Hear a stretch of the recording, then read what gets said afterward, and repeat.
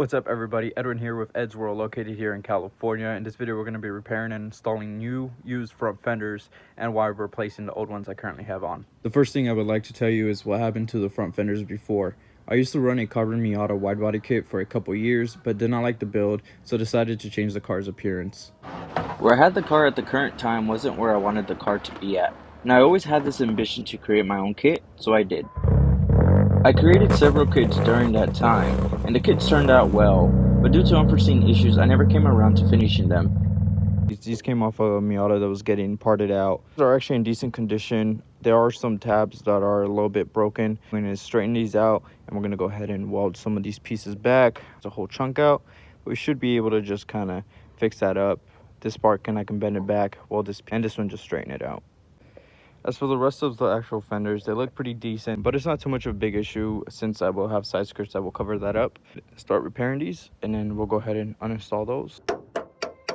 You said never let me go. You said never let me go. You said never let me go. After repairing everything to its original shape, I cut out a piece of metal in order to replace the broken piece on top, which I would later weld.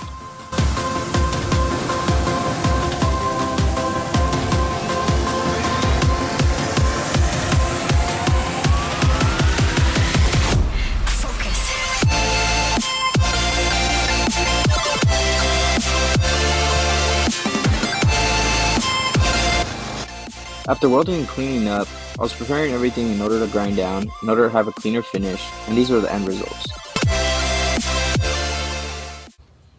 There are several mounting points on the fender, one on top, one in the middle, several up top, and one all the way in the front where the mounting point is. You also have two hidden underneath.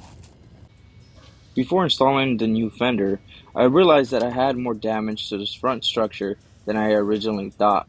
In order to install the new fender, I had to move back a lot of the metal and also pull out certain dents that were in there.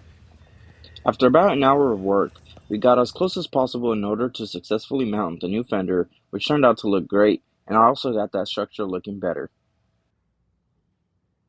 Check out the results.